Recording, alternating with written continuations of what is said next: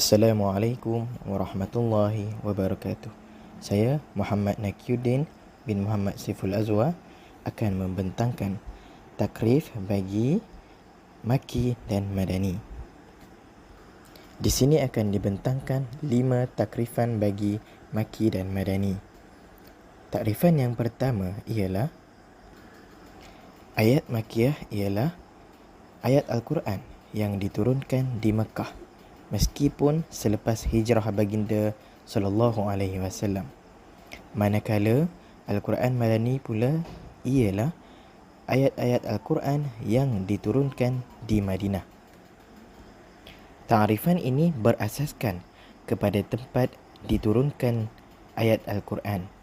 Sekiranya diturunkan ayat Al-Quran itu di Makkah, maka dikira sebagai surah Makiyah sekalipun selepas hijrah baginda ke Madinah. Jika diturunkan di Madinah pula, ayat itu dikira sebagai ayat Madaniyah ataupun surah Madaniyah. Takrifan ini boleh dikatakan tidak begitu tepat kerana ia tidak merangkumi keseluruhan ayat Al-Quran, di mana ayat-ayat dan surah-surah bukan sahaja diturunkan di Mekah dan di Madinah. Sebagai contoh, surah Al-Qasas ayat 85. Ayat ini diturunkan di Juhfah, bukan di Mekah ataupun di Madinah. Jadi, takrifan ini boleh dikatakan tidak begitu tepat. Seterusnya beralih kepada takrifan yang kedua. Al-Quran Maki terbahagi kepada dua bahagian. Maki yang pertama ialah Al-Quran yang diturunkan di Makkah sebelum hijrah Rasulullah sallallahu alaihi wasallam. Manakala Maki yang kedua ialah Al-Quran yang diturunkan di Makkah selepas tahun pembukaan kota Makkah. Manakala Al-Quran Madani ialah Al-Quran yang diturunkan di Madinah. Takrifan ini juga dikatakan tidak begitu tepat kerana ia tidak merangkumi semua surah. Sebagai contoh, ayat 13 dari surah Muhammad diturunkan ketika Rasulullah sedang menuju dari Mekah ke Madinah. Akan tetapi, ianya terletak di dalam surah Muhammad yang dikategorikan sebagai surah Madaniyah.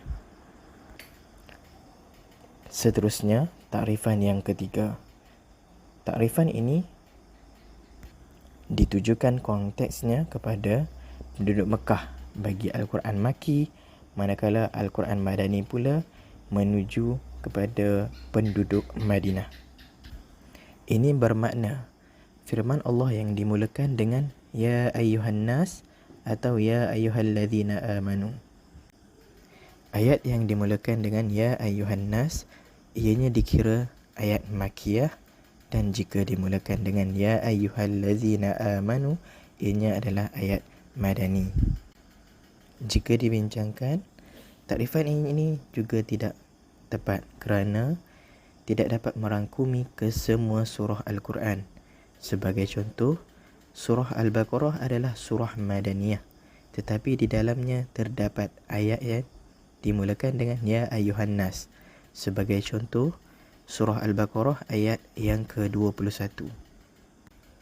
Begitu juga surah An-Nisa.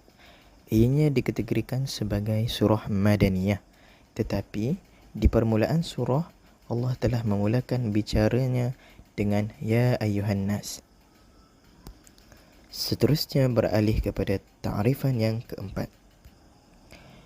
Al-Quran Maki ialah Al-Quran yang diturunkan kepada Rasulullah sallallahu alaihi wasallam sepanjang tempoh baginda berada di Makkah.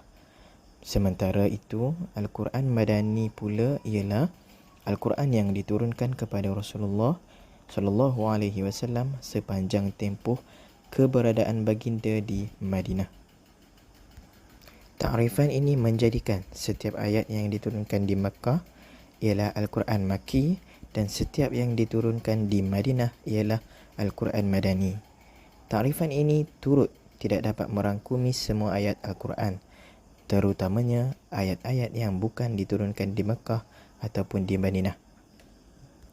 Sebagai contoh, ayat yang ke-281 di dalam surah Al-Baqarah. Ianya dikategorikan sebagai ayat Madaniyah. Akan tetapi, sebenarnya ianya diturunkan di Mina pada musim haji perpisahan. Mina dikatakan terletak di kawasan Makkah. Akan tetapi, ayat ini ialah ayat Madaniyah. Contoh yang kedua, surah Al-Ma'idah ayat yang ketiga.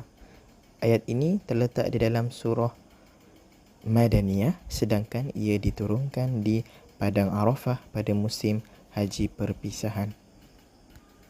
Akhir sekali, dibentangkan takrifan yang kelima.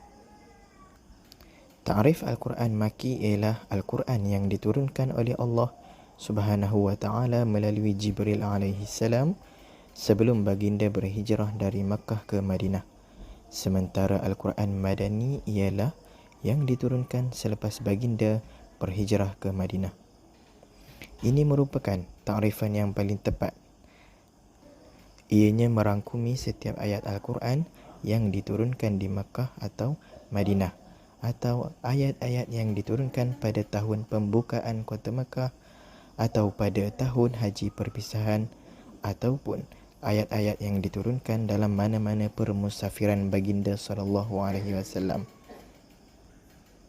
Takrifan ini menyimpulkan setiap apa yang diturunkan selepas hijrah sekalipun di Makkah akan dikira Al-Quran Madani.